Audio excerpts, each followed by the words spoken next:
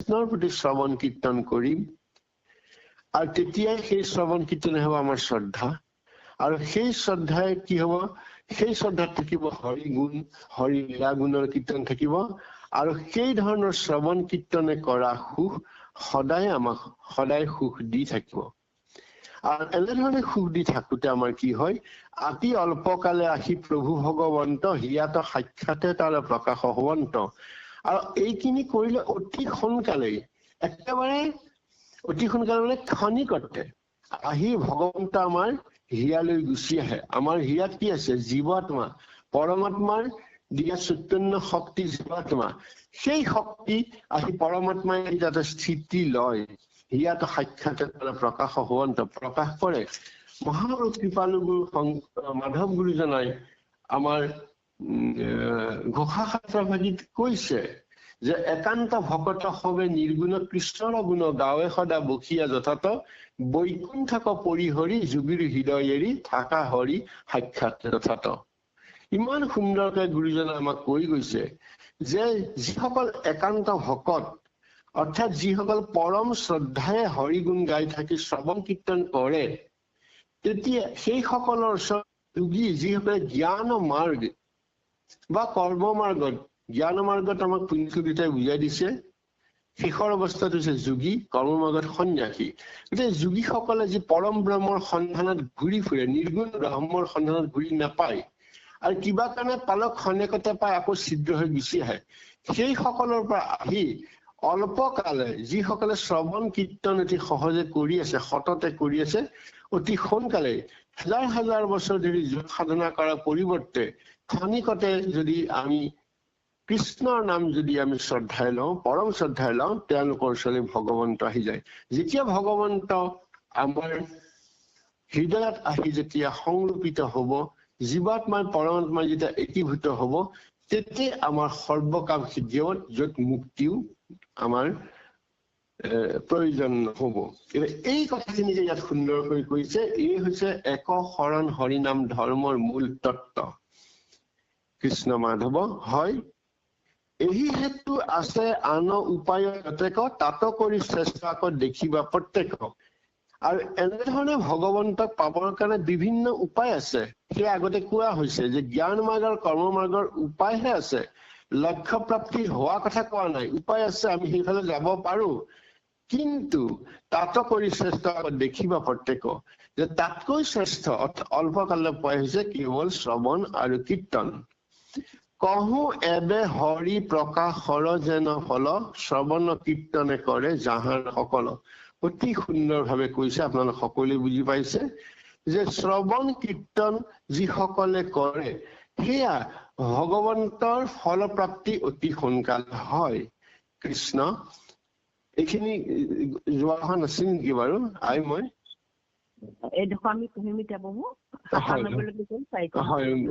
অপৰাধ মৰ্জন কৰিব মই আগবাঢ়ি গলে আপুনি আকৌ আৰম্ভ কৰি দিয়ক কে সময় হৰি কৃষ্ণ আই হৰি প্ৰকাশৰ যেন ফল শ্ৰৱণ কীৰ্তন কৰে যাহাৰা সকল তাহাৰ চিত্তত আখি প্ৰৱেশী অনন্ত সবাখনা নিশেষ দুখ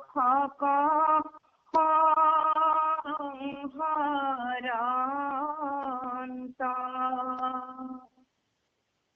গুছে অন্ধকাৰ যেন সূৰ্যোদয়ত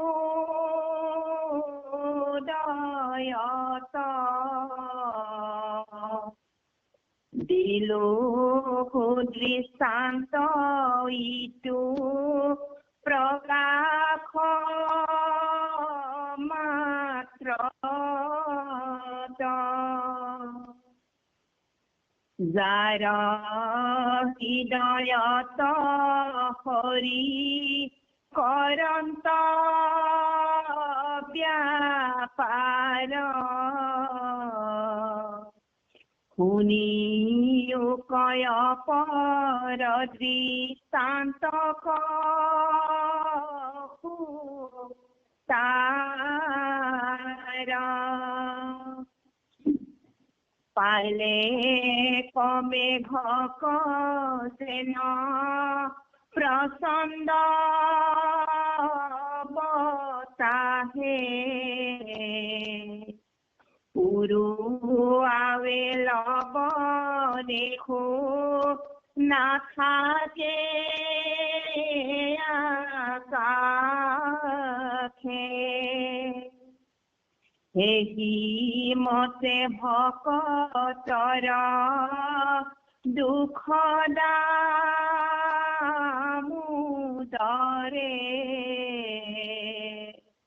হৃদয়ত প্ৰৱেশী হৰন্ত নিৰন্তৰে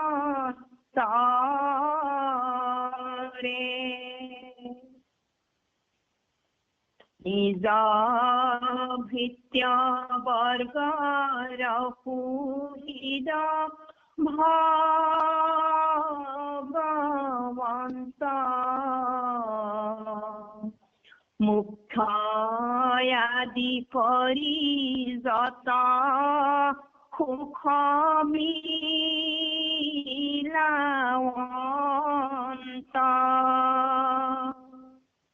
হৰি যাৰ হৃদয়ত নভৈল প্ৰকাশ নাহি কদাচিতো তাৰ দুখৰ বিনাশ কৃষ্ণ কৃষ্ণ মাধৱ মাধৱ হয় আমি এইখিনি আকৌ আলোচনা কৰিব বিচাৰিছো কহো এবে হৰি প্ৰকাশৰ যেন ফল শ্ৰৱণ কীৰ্তনে কৰে যাহাৰ সকল এতিয়া শ্ৰৱণ কীৰ্তন যিসকলে কৰে এতিয়া হৰি প্ৰকাশ কেনেকৈ হয় সেই কথা আমাক এতিয়া ক'বলৈ যাব যে শ্ৰৱণ কীৰ্তন কৰি যেতিয়া যোগীৰ হৃদয় এৰি জ্ঞান মাৰ্গ কৰ্ম মাৰ্গৰ লোকসকলৰ ওচৰৰ পৰা গুচি আহি ভকতি মাৰ্গত থকা শ্ৰৱণ কীৰ্তন কৰা ভকতসকলে যেতিয়া গুচি আহে তাৰ প্ৰকাশৰ ফল কেনেকুৱা তাহাৰ চিত্তত আহি প্ৰৱেশী অনন্ত সুবাসনা নিশেষ দুখক হৰন্ত এতিয়া আমি আগতে পাইছো ঘোষাত আমাক কৈছে নাহং তিষ্ঠামি বৈকুণ্ঠে যোগিনাং হৃদয়ে নচ মদভক্ত গায়ন্তী তত্র তিষ্ঠামি নাৰদ একান্ত ভকত হবে নিৰ্গুণ কৃষ্ণৰ গুণ গাৱে সদা বকিয়া যথাত বৈকুণ্ঠক পৰিহৰি যোগীৰ হৃদয় এৰি থাকা হৰি সাক্ষাতে তথাত আমাৰ গুৰুজনাই কৈ গৈছে এই যে যোগীৰ হৃদয় এৰি বৈকুণ্ঠৰ পৰা ভগৱন্ত গুচি আহিলে ভকতৰ মাজলৈ আহি কেনেকে আহিলে সেই আহিলে তাহাৰ চিত্তত আহি প্ৰৱেশী অনন্ত সেই অনন্ত অনশ্বৰ অক্ষয় সেই ভগৱন্ত আহি আমাৰ চিত্তত প্ৰৱেশ কৰিলে কৰি কি কৰিলে সুবাসনা নিশেষ দুখক সংহৰন্ত সুবাসনা অৰ্থাৎ স্ববাসনা কৰ্মফলৰ যি ফল সেয়া নাইকিয়া কৰি দিয়ে দুখক সংহৰন্ত অৰ্থাৎ কৰ্মৰ ফলত হোৱা দুখ সমস্ত আমাৰ নিঃশেষ হৈ যায় অৰ্থাৎ আমি কৰ্মফলৰ বিনাশও কৰিব পাৰো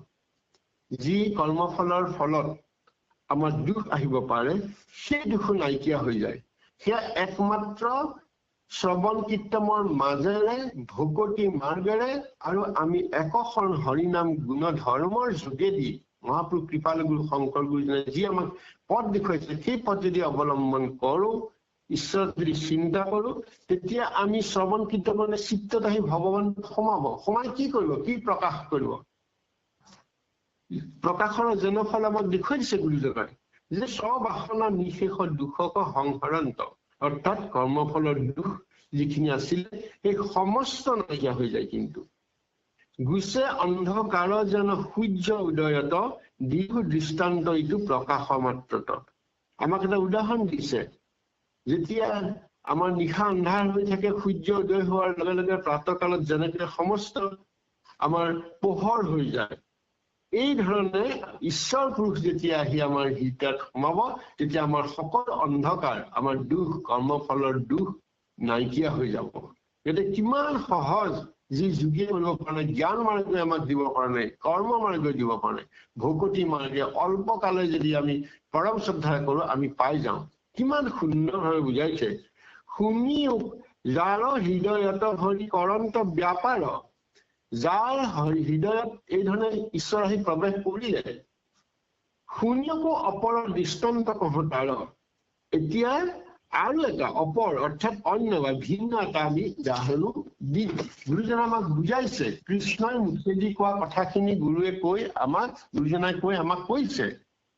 কেনেটা উদাহৰণ দিছে, পাইলেক মেঘক যেন প্ৰচণ্ড বতাহে উৰুৱাবে লব লেখু নাথাকে আকাশে, সেই মতে ভকতৰ দুখ দামোদৰে হৃদয়ত প্ৰৱেশী হৰন্ত নিৰন্তৰে। ইমান সুন্দৰ উপমা। আকাশৰ মেঘ যেতিয়া থাকে, গোমা হৈ থাকে, আকাশ কোলা হৈ থাকে, সেই মেঘক প্ৰচণ্ড বতাহ যেতিয়া আহে, ধুমুহা আহে, উৰুৱাবে লব লেখু নাথাকে আহে। লব মানে ক্ষুদ্ৰ ভগ্নাংশ, আমি যে অংকত যি লব আৰু হৰ পাইছিলো, সেই লব, সেই লবৰ এটা অংশও নাথাকে, অৰ্থাৎ একেবাৰে নাথাকে, সকলোখিনি প্ৰচণ্ড বতাহে উৰুৱাই লৈ যায়। তদ অনুৰূপ সেই মতে ভকতৰ দুখ দামোদৰ। গতিকে আমাৰ মেঘ, কোলা মেঘ যি দুখ আমাৰ, সেই দুখ দামোদৰে ভকতৰ দুখখিনি অতৰাই লৈ যায়, হৃদয়ত প্ৰৱেশী হৰন্ত নিৰন্তৰে। যেতিয়া ভগৱন্ত আমাৰ হৃদয়ত আহি যাব, তেতিয়া নিৰন্তৰ অহৰহ ভগৱানে আমাক ৰক্ষাই কৰি থাকিব। হৃদয়ত প্ৰৱেশী হৰন্ত নিৰন্তৰে, অহৰহ এটা ক্ষণ আমাক দুখ আহিবলৈ নিদিয়ে, একো বিচাৰিব নালাগে। এয়া হৈছে আমাৰ নিষ্কাম ভকতি। আমি ঈশ্বৰক সেইকাৰণে, আমাক শুনিছিলো দেউতাই বাৰে বাৰে কেইবাটাও ঠাইত কৈ আছে, আৰু পাঠতো আমি পাইছো যে ঈশ্বৰক একো বিচাৰিব নালাগে, মুক্তিকো বিচাৰিব নালাগে, সকলো দিব, 4 পুৰুষাৰ্থ দিব, কেৱল ঈশ্বৰক উপাসনা কৰি। ঈশ্বৰ ইমান কৃপাময় আৰু ভকতি মাৰ্গ ইমান সহজ উপায়, কিন্তু দুষ্কৰ কিয় হৈ যায়, আমি নকৰো কাৰণে। তাতকে আমি সেই দুষ্কৰ ছিদ্ৰ থকা জ্ঞান মাৰ্গ, কৰ্ম মাৰ্গসমূহত কিমান ছিদ্ৰ আছে, সেইবোৰ দুষ্কৰ, এয়া হৈছে সুখকৰ। গতিকে এই কথাখিনি গুৰুৱে ইয়াত অতি সুন্দৰকে কৈছে। আকৌ কৈছে, নিজ ভৃত বৰ্গৰ সুহৃদ ভগৱন্ত, নিজ ভৃত বৰ্গৰ সুহৃদ ভগৱন্ত, মুখ্য আদি কৰি যত সুখ মিলাৱন্ত। হৰি যাৰ হৃদয়ত নভৈলে প্ৰকাশ, নাহি কদাচিত তাৰ দুখৰ বিনাশ। নিজ, নিজ মানে ভগৱন্ত। এই ভগৱন্তৰ ভৃত্যবৰ্গৰ, অৰ্থাৎ ভগৱন্তৰ ভৃত্য কোনসকল? ভকতসকল, যিসকলে ঈশ্বৰ নাম একচিত শ্ৰৱণ কীৰ্তন কৰি আছে, সেইসকলৰ সুহৃদ ভগৱন্ত হৈ পৰে। ভগৱন্তৰ ভকতসকলেই ভগৱন্তৰ সুহৃদ হৈ পৰে, বন্ধু হৈ পৰে। আৰু মুখ্য আদি কৰি যত সুখ মিলাৱন্ত, গতিকে সেইসকলক মুখ্যকে কৰি যিমান সুখ লাগে, যিখিনি প্ৰয়োজনীয় সুখ, সেই সকলোখিনি দিয়ে। এই লৌকিক সুখো দিব তেখেতে, গুৰুজনাক, পৰম পুৰুষ কেনেকৈ দিব? যি সুখৰ দ্বাৰা আমি বাসনা কামনাত লিপ্ত হব নোৱাৰো, কিন্তু সেই সুখৰ দ্বাৰা আমি জগতখনত আমি শান্তিৰে থাকিব পাৰো আৰু ভগৱন্তক সমানে পৰম পদলৈ যাব পাৰো। গতিকে মুখ্য আদি কৰি, সমস্ত আদি কৰি মানে এই সকলো সুখ আমাক দিব, কেৱল ঈশ্বৰক ভাবিবলৈ থাকিলেই হ'ল। আৰু হৰি যাৰ হৃদয়ত নভৈলে প্ৰকাশ, যি ভগৱন্তক ইয়াত প্ৰকাশ কৰিব পৰা নাই, কিসকলে পৰা নাই? যিসকলে নিষ্ফল কামনা কৰি আছে, যিসকলে জ্ঞান মাৰ্গ, কৰ্ম মাৰ্গৰ যোগেদি ঈশ্বৰ উপাসনা কৰা নাই, তেওঁলোকে অন্য দেৱ দেৱতা পূজা কৰিছে বা ঈশ্বৰক উপায় কৰিবৰ কাৰণে কৰ্ম মাৰ্গ লৈছে, য'ত অনেক ছিদ্ৰ থাকে। এই সকলোখিনি কৰি থকা কাৰণে তেওঁলোকৰ হৃদয়ত ভগৱন্ত প্ৰকাশ নহয়, আৰু সেইসকলৰ নাহি কদাচিত তাৰ দুখৰ বিনাশ। তেওঁলোকৰ কদাচিত কেতিয়াও নহয়, দুখৰ বিনাশ কেতিয়াও নহয়। তেতিয়াও দুখৰ বিনাশ নহয়, কিন্তু ভকতৰ মাজত দুখৰ বিনাশ কৰে। ইমান সুন্দৰকে গুৰুজনাই আমাক দেখুৱাইছে। কৃষ্ণ কৃষ্ণ কৃষ্ণ। কৃষ্ণ বাবু এই লৱলেখু মানে কি ক'লে? হয়, লৱলেখু তাৰমানে লৱ মানে লৱৰ আমাৰ ব্যাকৰণিক বা অভিধানিক অৰ্থ আমি এনেকে বুজি ল'ব লাগিব। আমি যিটো ফ্ৰেকশ্যন বুলি কওঁ, ভগ্নাংশ বুলি কওঁ, তাত লৱ আৰু হৰহ এটা ভগ্নাংশ হয়। অৰ্থাৎ টুকুৰা, একেবাৰে সৰু টুকুৰা এটা, অকণমান সৰু টুকুৰা এটাও আকাশত নাথাকে। কি হ'ল? মেঘৰ সৰু টুকুৰা এটাও নাথাকে। মেঘটো এটা ডাঙৰ, তাক টুকুৰা টুকুৰ কৰি ভগ্নাংশ কৰিলে সৰু সৰু যদি কণ এটা থাকে, সেইখিনি প্ৰচণ্ড বতাহে উৰুৱাই লৈ যায়। ঠিক তেনেকে ভগৱন্তৰ নাম মুখী কৰিলে আমাৰ মাজত আৰাধ্য পৰাধ যি হয়, যি কৰ্মফল হয়, সেই সমস্ত দুখ লৈ যায়। যিটো আগতে কোৱা হৈছে তাই কৃষ্ণ কৃষ্ণ। মুনি বুলন্ত শুনিও নৃপবৰ, দুখ এৰাই মুখ সুখ চাহে যিটো নৰ, কায় বাক্য মনে ভগৱন্ত স্মৰুক, শ্ৰৱণ কীৰ্তন তান সততে কৰোক, এতেকে পৰম সুখে পাইবে কমুকুতি, আন মতে নাহি মুখ্য কহিলো যুগুতি, কিন্তু পৰমাৰ্থ অৰ্থ শুনা কৰ্ণ পাতি,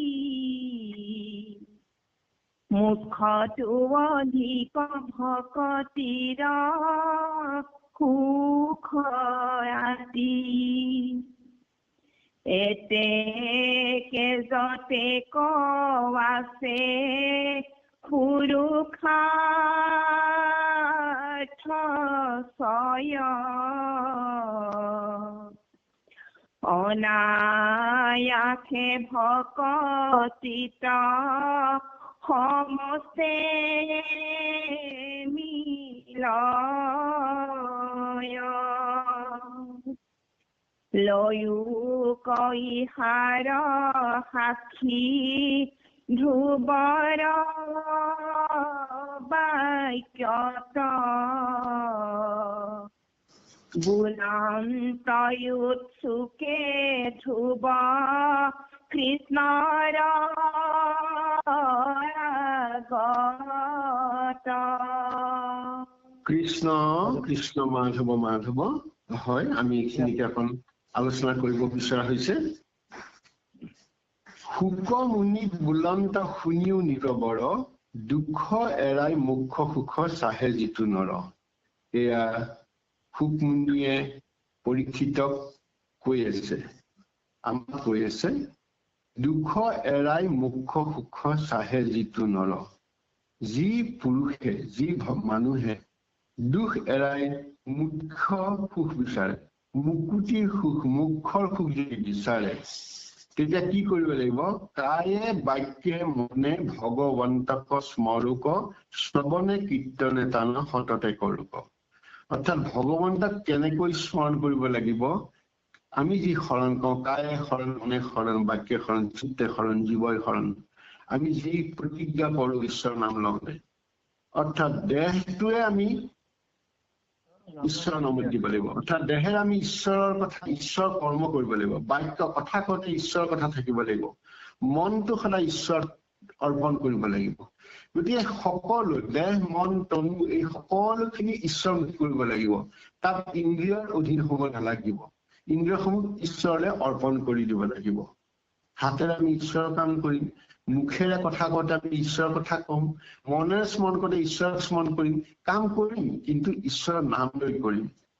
আৰু এই ধৰণে যেতিয়া ভগৱন্তক আমি এয়া স্মৰণ কৰোঁ, এনেধৰণে নাম কীৰ্তন গোৱাই নহয়, আমি যেতিয়া কিবা এটা কাম কৰোঁতে ঈশ্বৰৰ নাম লৈ কৰোঁ, কথা কওক আগে পিছে ঈশ্বৰৰ নাম লৈ লওঁ, উচ্চাৰণ নকৰিলেও এনেধৰণে যদি আমি ঈশ্বৰক অহৰহ স্মৰণ কৰি থাকো, শ্ৰৱণ কীৰ্তনত আমাৰ সততে কৰোঁতে এনেকে কৰোঁতে শ্ৰৱণ কীৰ্তনে আমাক কি হ'ব, যত্ন নকৰাকৈ সততে যত্ন নকৰাকৈ নিজে নিজে আহি যাব লাগিব। শ্ৰৱণ কীৰ্তনত আমাৰ সততে কৰোঁ, যত্ন নকৰাকৈ আমি ঈশ্বৰৰ নাম লওঁ বুলি ল'ব নালাগে, আনুষ্ঠানিকতাটো নালাগে। গতিকে এনেধৰণে যেতিয়া আমি কৰি দিম তেতিয়া আমাৰ ঈশ্বৰে আমাক আহি যাব আমাৰ হিৰত। এতেকে পৰম সুখে পাইবে মুকুতি ক, আৰু এনেধৰণে কৰিলে আমি পৰম সুখ পাম, মুকুতিও পাম। যি বিচাৰিছো মুখ্য যদি বিচাৰো সেয়া এনেধৰণেই পাম। গতিকে আমি মুকুতি বিচাৰিব নালাগিব, বিচাৰিম কিন্তু অহৰহ যেতিয়া ঈশ্বৰক অৰ্পণ কৰিম তেতিয়া আমি এই পাম। আন মতে নাহি মুখ কহিলো যুগুতি, আৰু আন মতে অন্য কোনো মতে অৰ্থাৎ জ্ঞান মাৰ্গ আৰু কৰ্মৰ মাৰ্গ, এই দুই মাৰ্গৰ কোনো মতেই আমি মুকুতি নাপাওঁ। যুগুতি একদম প্ৰামাণিকভাৱে কোৱা হৈছে যে জ্ঞান মাৰ্গ আৰু কৰ্মমাৰ্গ আন মতে বুলি কৈছে, সেই মতে নাহি মুখ্য কেতিয়াও নাপায় কহিলো যুগুতি, একদম প্ৰমাণ কৰি শুকমুনিয়ে পৰীক্ষিতক কৈছে। কিন্তু পৰমাৰ্থ অৰ্থ শুনা কাণ পাতি, এতিয়া পৰম অৰ্থটো কি কাণ পাতি শুনিবলৈ কৈছে। সেই পৰমাৰ্থ কি, মুখ্যটো অধিক ভকতিৰ সুখী, অৰ্থাৎ পৰমাৰ্থ অৰ্থ হল মুখ্যতকৈ অধিক হৈছে ভকতিৰ সুখ।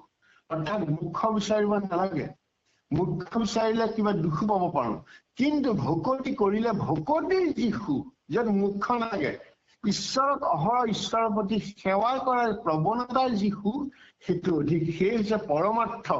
এয়া পৰীক্ষিতক শুকমুনিয়ে কৈছিলে, আৰু সেইকাৰণে পৰীক্ষিত অল্প কালতে তেখেতে শাপগ্ৰস্ত হৈও তেওঁ মুখ্য পাইছিলে, বৈকুণ্ঠ প্ৰাপ্তি হব পাৰিছিলে। গতিকে সেই যে সুখ, ভকতিৰ সুখ মুখ্যটো অধিক, সেই হৈছে পৰমাৰ্থ সুখ। এতেকে যতেক আছে পুৰুষাৰ্থ চয় অনায়ক ভকতিতে সমস্ত মিলয়।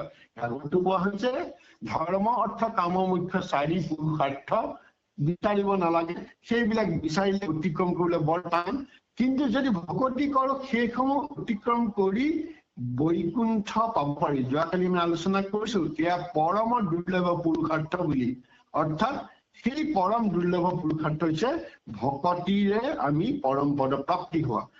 অনায়সে ভকতিতে সমস্ত মিলয়, আৰু অনায়সে সহজতে সমস্ত মিলাই মুখ্য পায় সকলো সুখ দিয়ে, অৰ্থাৎ ভকতি মাৰ্গৰ সুখৰ শ্ৰেষ্ঠতাটো ইয়াত অতি সুন্দৰকৈ কোৱা হৈছে।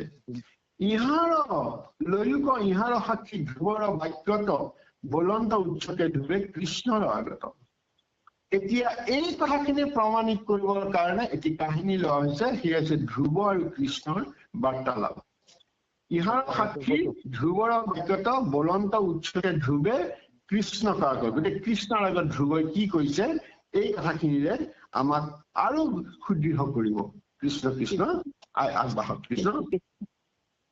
শুনা প্ৰভু নাৰায়ণ মোৰ অভিমত, তজু ভক্ত সকলে কহন্ত কথা যত, তাকৱাতি শ্ৰদ্ধায়ে শুনন্তে নিৰন্তৰ, মিলে যেন সুখ দেহ ধাৰি সমতৰ, যিটো সুখ নাহি মহা মুখ অৱস্থাত, কাল ৰূপ খৰ্গে চেতন কৰে জাত, হেন স্বৰ্গ খন্তে যিটো পৰম সৰ্বথা, নাহি তাক সিটো সুখ ইটো কোন কথা কৃষ্ণৰ কথাৰ যেন সুখ বিপৰীত ধ্ৰুৱৰ বচনে তাক কৰিলো বিদিত জানি আই হাত লজ্জা আদি নকৰিব কেৱলে কথা মাত্ৰ কহিব শুনিব কৃষ্ণ কৃষ্ণ মাধৱ মাধৱ হয় আমি আকৌ এইখিনিকে আলোচনা কৰিব বিচৰা হৈছে কৃষ্ণ কৃষ্ণ হয় এতিয়া আমি কৃষ্ণ আৰু ধ্ৰুৱৰ যিখিনি কথা ইয়াত আলোচনা কৰা হৈছে সেইখিনিকে আমি আপোনালোকৰ লগত প্ৰকাশ কৰিব বিচাৰিছো শুনা প্ৰভু নাৰায়ণ মোৰ অভিমত এয়া ধ্ৰুৱই কৃষ্ণক কৈছে ধ্ৰুৱ অতি শিশুকালতে কৃষ্ণ দৰ্শন পাবলৈ ইচ্ছা কৰিছিল তেওঁ বিষ্ণুক পাইছিলে নাৰায়ণ পাইছিলে কেনেকে পাইছিলে অচলা ভক্তি সপ্ৰেম ভকতিৰ মাজেদি এতিয়া তেওঁ ভগৱান কি কৈছিলে তজু ভক্ত সকলে কহন্তে কথা যত তাক আতি শ্ৰদ্ধায়ে শুনন নিৰন্তৰ যে তোমাৰ ভক্তসকলে যিসকলে তোমাৰ নাম শ্ৰৱণ কীৰ্তন কৰি আছে সেই সকলৰ কথা যি নিৰন্তৰে অহৰহ শুনি থাকে শ্ৰদ্ধাৰে শুনিলেই নহব শ্ৰদ্ধাৰে শুনিব লাগিব মিলি মিলি যেন সুখ দেহধাৰী সমস্ত দেহধাৰী মানে কি আমি মানুহবিলাক দেহধাৰী দেহত আমি ধাৰণ কৰিছো এই দেহ সাধন দেহ মিলি যেন সুখ দেহধাৰী সমস্ত মানুহে বা জনগণে যেতিয়া ঈশ্বৰৰ নাম ভকতৰ বা শুনি থাকিব তেতিয়া তেখেতসকলে সুখ পাব সিটো সুখ নাহি মহা মুখ্য অৱস্থাত গতিকে সেই সুখ কি ভকতি সুখ যিটো আমাৰ আগতে কোৱাইছে মুখ্যটো অধিক ভকতিৰ সুখ আতি বুলি গতিকে যিটো সুখ সিটো সুখ মানে সেয়া ভকতিৰ সুখ মহামুখ্য নাহি মহামুখ্য অৱস্থাটো মুখ্য প্ৰাপ্তি হোৱাৰ অৱস্থাত সেই সুখ নাপায় গতিকে মুখ্য বিচাৰিলে ভকতিৰ সুখ নাইকিয়া হৈ যায় কৃষ্ণ প্ৰেম নাইকিয়া হৈ যাব পৰম পদ প্ৰাপ্তি হৈ মিলি যাব কিন্তু সেই যিটো ঈশ্বৰ সেৱা কৰাৰ যিটো সুখ সেই সুখ নাপাব কালৰ ৰূপ খৰ্গে ছেদন কৰে জাত হেন স্বৰ্গ সন্তে যিটো পৰয় সৰ্বথা এতিয়া কাল কাল হৈছে মহাকাল যেনেকে কালে লাহে লাহে গিলি থাকে আৰু সেই খৰ্গই ছেদন কৰে যাতে আমাৰ আয়ুস লুটাই নিয়ে আমাক সকলোবিলাক কালে সংহাৰ কৰে আৰু যিসকলে স্বৰ্গ সুখ বিচাৰে মুখ্যটো অধিক মুখ্যে সুখে স্বৰ্গকো নিব পাৰে লৈ যাব পাৰে কিন্তু স্বৰ্গ সুখ লগত তুলনা কৰিব নোৱাৰি কিয় স্বৰ্গটো এতিয়া আমাৰ প্ৰাপ্ত হোৱাৰ পাছত পুণ্য ক্ষয় হোৱাৰ পাছত আকৌ আমি গুচি আহিব লাগিব গতিকে সেই স্বৰ্গ সুখ আমাক নালাগে কিয় নালাগে যে মুখ্য হৈ যদি আমি স্বৰ্গলৈ গমন কৰিব বিচাৰো বা স্বৰ্গ সুখ বিচাৰিব পাৰো হেন স্বৰ্গ সন্তেটো পৰয় সভা নাহি তাত সিটো সুখ ইটো কোনো কথা গতিকে স্বৰ্গ সুখৰ লগত তুলনা কৰা হৈছে কাৰণ স্বৰ্গ সুখে কালে আমাক নমাই আনিব স্বৰ্গ সুখ ললে কিন্তু ভকতি সুখেৰে কৰিলে আমাক কেতিয়াও স্বৰ্গ প্ৰাপ্তি নহওঁ কিন্তু ঈশ্বৰ প্ৰাপ্তি হব পাৰিম কৃষ্ণৰ কথাৰ সুখে যেন সুখ বিপৰীত কৃষ্ণৰ কথাৰ সমান সুখ কোনো সুখৰ লগত একে নহয় এই যে সুখ বিপৰীত কৰিছে কথাটো যে কৃষ্ণ কথাৰ সমান সুখ কোনো সুখৰ লগত একে নহয় ধ্ৰুৱৰ বচনে তাক কৰিলো বিদিত এই যে ধ্ৰুৱ এইখিনি কথা কলে সেইখিনি কথাৰে আমাক কৈছে যে কৃষ্ণ কথাৰ সমান সুখ প্ৰতি সুখ নাই যি সুখ আমি পাম সেয়া পৰম সুখ ইহাত জানিয়া ইহাত লজ্জা আদি নকৰিব কেৱল কথা কম মাত্ৰ কহিব শুনিব গতিকে এই কথা শুনাৰ পিছত লাজ কৰিব নালাগে ঈশ্বৰৰ নাম লবলৈ আমি লাজ কৰিব নালাগে বা আমি চিন্তা কৰিব নালাগে ঈশ্বৰ নাম লৈ থাকিম নে নাথাকিম, শুনিলে কোনোবাই বেয়া পাব নেকি, কিন্তু নাপায়, বৰং শুনোতা যেনো পাপৰ পৰা মুক্তি হব পাৰে। ঈশ্বৰৰ কথা যেতিয়া শ্ৰৱণ কৰিব তেওঁ মুক্তি পাব। গতিকে এটা লাজৰ কথাই নাই, বৰং পৰম উপকাৰহে কৰা হয়। কেৱলে কথা কওঁ মাত্ৰ পঢ়িব শুনিব, পঢ়িব কীৰ্তন কৰিব, শুনিব শ্ৰৱণ, কেৱল কৃষ্ণৰ কথা পঢ়িব শুনিব, অৰ্থাৎ কীৰ্তন আৰু শ্ৰৱণ কৰিব। আৰু ইয়াত কোনো লাজ কৰা কথা নহয়, এই আমাক ধ্ৰুৱৰ কথাৰে আমাক বুজাই দিছে। কৃষ্ণ কৃষ্ণ মাধৱ মাধৱ। হয়, আগভাগে পাঞ্জৰ কৰিয়া হৈও ইহাৰ সংশয়, কবি সিদ্ধ বচনত লয়ো নিৰ্ণয়, কবি নিগদতিয়ে শুনিও নিপতি, অহিলো তোমাতহিতো দুষ্কৰ ভকতি, দে সুগম ভকতি যেন মত, কৃষ্ণ জন্ম কৰ্ম যত প্ৰসিদ্ধ লোকত, করিবে তাকে মাত্র শ্রবণ কীর্তন, নেদিবে কান একো বিষয়ত মন,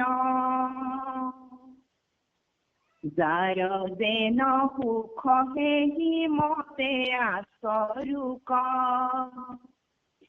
কিন্তু আত ভয় লজ্জায় আদি নকৰুক, কহিলো তোমাক ইটো সুগম ভকতি, অনায়াসে সমস্ত লোকৰ সাধে গতি, কবিৰ বচন এৱে এহি মানে থওঁ, অন্য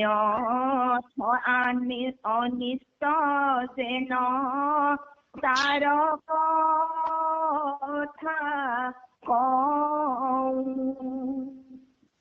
শ্ৰৱণ কীৰ্তন নাহি কৃষ্ণৰ যথাত, তথাতে ৰাক্ষসী হবে মিলাবে বিঘাত।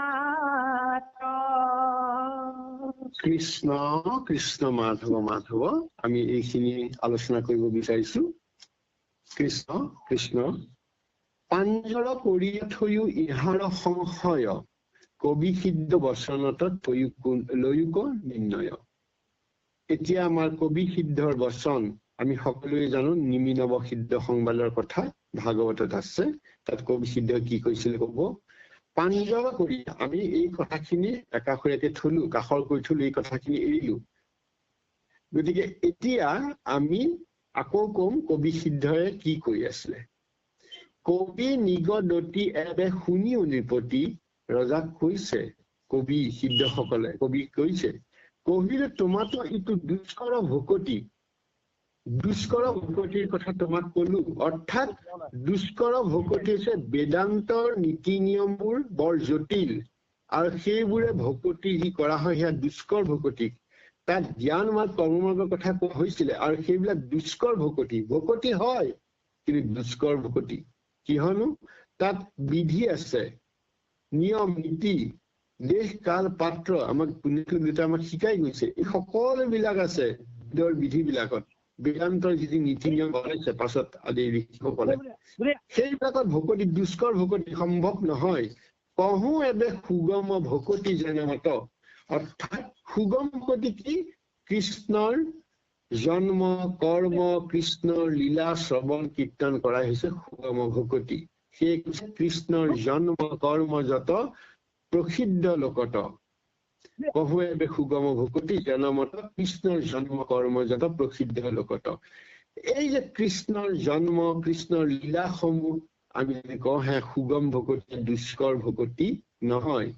আৰু এই সুগম ভক্তি কেনেকে কৰিব? পৰিবেক তাক মাত্ৰ শ্ৰৱণ কীৰ্তন নিৰিবেক আতি একো বিষয়ত মন।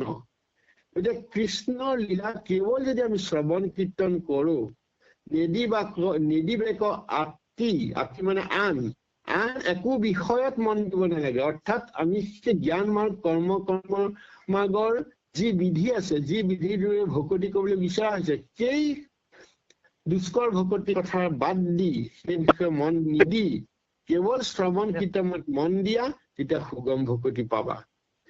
যাৰ যেন সুখ সেহি মতে আচুক, কিন্তু আত ভয় লজ্জা আদি নকৰ।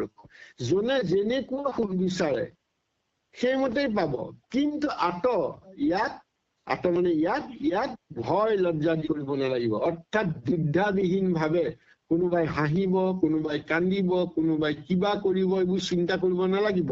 কেৱল কৃষ্ণৰ নাম যেতিয়া আমি লীলাসমূহ এতিয়া গুণানুকীৰ্তন কৰিম, শ্ৰৱণ কীৰ্তন কৰিম, যোনে যি সুখ মনতে বিচাৰে, যাক যি প্ৰয়োজন বুলি ভগৱন্তে ভাৱে দি থাকিব। গতিকে এই ইমান দৃঢ়ভাৱে কোৱা হৈছে, কবি সিদ্ধই ইমান দৃঢ়ভাৱে এই কথাখিনি কৈছে। কহিলে তোমাক তো ইটো সুগম ভকতি, এই কবি সিদ্ধই ৰজা নিমিত্ত কৈছে যে তোমাক এই সুগম ভকতিৰ কথা কলো। আগতে দুষ্কৰ ভকতিৰ কথা কোৱা হৈছিলে, কিন্তু দুষ্কৰ ভকতিৰ উপৰিও সুগম ভকতি এয়া যত কৃষ্ণৰ লীলা গুণ কীৰ্তন কৰিব পাৰি। অনায়াসে সমস্ত লোকৰ সাধে গতি, অনায়াসে একেবাৰে কষ্ট নকৰাকৈ অনায়াসে সমস্ত লোকৰ সাধন কৰে, কিন্তু জ্ঞান মাৰ্গ কৰ্ম মতে নকয়। ইয়াৰ যোগেদি আমাক গুৰুজনাই ভক্তি বিশেষণ বিৰচনত আমাক ভক্তিয়ে যে আমাক কিমান ফলপ্ৰাপ্তি কৰিব পাৰে, তাৰ কি বিশেষত্ব আছে, এই গোটেই কথাখিনি আমাক তন্নকৈ আমাক বুজাই দিছে। আৰু এই হৈছে মহাপুৰুষ গুৰু শংকৰ গুৰুজনে কৰা একশৰণ হৰিনাম ধৰ্মৰ মূল তত্ত্ব, মূল কথা। আকৌ কোৱা হৈছে কবিৰ বচন এবে এহি মানে থওঁ, কবিৰ কথাখিনি থলে অন্যথা অনিষ্টজন তাৰ কথা কওঁ। আকৌ এতিয়া কবা আমাৰ অন্য কথাখিনি, আকৌ আমাক উদাহৰণ দিব। শ্ৰৱণ কীৰ্তনে নাহি কৃষ্ণৰ কথাত ৰাক্ষসী সবে মিলাৱে বিঘাত। যদি শ্ৰৱণ কীৰ্তন আমি নকৰো, তেতিয়া ৰাক্ষসী বিলাকে আহি আমাক বিহিনী কৰিব। এতিয়া ৰাক্ষসী মানে কি? এতিয়া ৰাক্ষসী কথাটো হৈছে কি, আমাৰ যি মনত থকা কাম ক্ৰোধ লোভ মোহ, এই সকলোবিলাক তামসিক ৰাজসিক আৰু সাত্বিক বিলাক আমাক ৰাক্ষসী হৈ যায় যেতিয়া আমি কিবা কাম্য কৰ্ম কৰো। এই কথা গীতাৰ আমাৰ ৯ম অধ্যায়ৰ 12 নম্বৰ শ্লোকত বৰ সুন্দৰকৈ দিয়া আছে ৰাক্ষসিক কথা। সেই কৈছে মেঘসা মেঘ কৰ্মণো মেঘ জ্ঞান বিশেষত ৰাক্ষসীমা সুৰিস্নৈব প্ৰকৃতি মোহিনী স্থিত। অৰ্থাৎ মেঘসা ইমান সুন্দৰকে কৈছে যে যিসকলে মোতকৈ আন দেৱতাই সকলে সোনকালে ফল দিব বুলি ভাবে, কৃষ্ণ অৰ্জুনক কোৱা কথা। মেঘসা যিসকলে ভাবে যে কৃষ্ণই মোক নিদিয়ে, আন দেৱতাক মই সৰস্বতী কৰিলে মোক বিদ্যা দিব, লক্ষ্মীক কৰিলে মোক ধন দিব, বিশ্বকৰ্মাক কৰিলে মোক যন্ত্ৰ দিব, এনেকে যিসকলে ভাবে সেইসকল মেঘসা। মেঘা কৰ্মা অৰ্থাৎ যিসকলে সেইটো বিচাৰি কাম কৰে, সেই কৰ্মীসকল অৰ্থাৎ জ্ঞান মাৰ্গী কৰ্মী মাৰ্গী লোকসকলক কৈছে মেঘা কৰ্মা। সেই মেঘা কৰ্মা মেঘা জ্ঞানা, সেইসকলে নিষ্ফল জ্ঞান থকা, অৰ্থাৎ তেওঁলোকৰ জ্ঞান কি নিষ্ফল, তেওঁলোকে ফল নাপায়। মেঘসা মেঘা কৰ্মানে মেঘা জ্ঞানা বিশেষ অৰ্থাৎ এই বিক্ষিপ্ত চিন্তা যি কৰে সেইসকল কি হয় ৰাক্ষসী। তেওঁলোক ৰাক্ষসী আচুংস এবং প্ৰকৃতি, অৰ্থাৎ তেওঁলোকে ৰাক্ষসী হৈ পৰে। এই কথাখিনি কোৱা হৈছে যিসকলে ঈশ্বৰে দিব নোৱাৰে, আমুকে দিব তামুকে দিব আন দেৱতাই দিব বুলি ভাবি সেই কৰ্ম কৰি তেওঁলোকে বিক্ষিপ্ত চিন্তাত থাকে, সেইসকল হৈ পৰে ৰাক্ষসী। এয়া গীতাই কোৱা কথা, 9ম অধ্যায় 12 নম্বৰ শ্লোকত আপোনালোকে দেখিবলৈ পাব, সুন্দৰকে দিছে। আৰু গুৰুজনে সেই কথাতেই কৈছে, শ্ৰৱণ কীৰ্তন নাহি কৃষ্ণৰ কথাটো। যিবিলাকে শ্ৰৱণ কীৰ্তন নকৰে, মাত্ৰ অন্য কৰে, জ্ঞানময় কৰ্মৰ মাজত গুচি যায়, সেইসকলে তথাৎ ৰাক্ষসী। সেই ৰাক্ষসী যি গীতাই কৈছে সবে মিলাব বিঘাত, সেই ৰাক্ষসী, সেই তামসিক গুণ, সেই ৰাজসিক গুণ, সেই কৰ্মই তেওঁলোকে বিঘ্নি সাধন বিঘ্নি কৰে। কৃষ্ণ এইখিনিকে আমি কৈছো, এইখিনিলৈকে আগভগাই আৰু এটা আগবাঢ়ো। কৃষ্ণ নকৰে ভকতি নিজ কৰ্মকে আচৰে, বহুবিধ বিঘ্নে তাত উপদ্ৰৱ কৰে, আছে পৰলোকতু বিস্তৰ ভয় তাৰ, যমৰ বচনে লয়া প্ৰমাণ ইহাৰ, দূতৰ আগত যমে কফন্ত নিশ্চয়, যাহাৰ জিবায়ে হৰি নাম লয়, কৃষ্ণ পাদ পদ্ম চিত্তে নুসুমৰে, যাৰ শিৰে নমস্কাৰ নকৰিলে কবাৰ। কৃষ্ণ কৃষ্ণ কৃষ্ণ কৃষ্ণ। আমি এইখিনিকে আলোচনা কৰিব বিচাৰো। নকৰে ভকতি নিজ কৰ্মক্ষেত্ৰৰে, ভকতি নকৰে, শ্ৰৱণ কীৰ্তন নকৰে, নিজ কৰ্মাচৰণ কৰে। নিজ কৰ্ম মানে সেই কৰ্মমাৰ্গী কাম, জ্ঞান মাৰ্গৰ কাম বিলাক কৰে, আৰু তেওঁলোকক বহুবিধ বিঘ্নে উপদ্ৰৱ কৰে। বিভিন্ন বিঘিনি আহি পেলাই তেওঁলোকক উপদ্ৰৱ কৰিব। এই যে আমি কলো যে ঈশ্বৰ চিন্তা নকৰি যেতিয়া বেলেগক চিন্তা কৰিব, তেওঁলোকে বিভিন্ন বিপদ দিব। তেওঁলোকে সন্তুষ্ট নহয় দেৱ দেৱতাসকল, তেওঁলোকে অকণ পালে অসুবিধা পায়। আছে পৰ লোকত বিস্তৰ ভয় তাৰ, যমৰ বচনে লৈও প্ৰমাণ ইহাৰ। আৰু ইহলোকতে নহয়, পৰলোকতো, অৰ্থাৎ আমাৰ এই দেহাটো এৰি দিয়াৰ পাছতো তেওঁলোকৰ বিৰাট ভয় আছে, কাৰণ তেওঁলোকে পুণ্য অৰ্জন কৰিব নোৱাৰিলে, তেওঁলোকে বিভিন্ন যোনিপ্ৰাপ্ত হব লাগিব। বিস্তৰ ভাবিব নোৱাৰা আছে ভয়। যমৰ বচনে, যমে কি কৈছে তাৰ কথাখিনি ইয়াত আলোচনা কৰা হব। দূতৰ আগতে যমে কহন্ত নিশ্চয়, দূতৰ আগত যমে কৈছে, যাৰ জীৱায়ে হৰি নাম নলৱে। যমে দূতক কৈছে যে এইসকলৰ ওচৰত নাযাবি, সাৱধান। যাৰ জীৱাত, আৰু এইসকলৰ ওচৰত যাবি লৈ নেকি, যাৰ জীৱাত হৰি নাম নলয়, যি কৃষ্ণৰ পাদপদ্ম চিত্তে নুসুমৰে, অন্তৰে যি সুমৰণ নকৰে, শিৰে নমস্কাৰ নকৰিলে একবাৰ। যদি শিৰেও নমস্কাৰ নকৰে, ঈশ্বৰ দেহ কায় দেহ মন তনু যদি ঈশ্বৰৰ প্ৰতি অৰ্পণ নকৰে, সেই সকলৰ ওচৰলৈ তই যাবি। এই কথাখিনিকে ইয়াত যমে কৈছে। এই কথাখিনিকে আজি আমি ইমানখিনিলৈকে আলোচনা কৰিলো। কৃষ্ণ কৃষ্ণ। সঞ্চালক প্ৰভুজনা, আমি ইয়াতে আজি সমাপ্ত কৰিব বিচাৰিছো। আপুনি আজ্ঞা দিবনে প্ৰভু? কৃষ্ণ। হাকিম বাবা, হয়, তেখেত চাগে অকমান হেৰি নহয় প্ৰভু, আমি ঠিকে আছো, হেৰি কৰক, ৰাখি দিয়ক আৰু। ৰাখি দিব বিচাৰিছো ইয়াতে আপোনাৰ অনুমতি লৈ। কৃষ্ণ।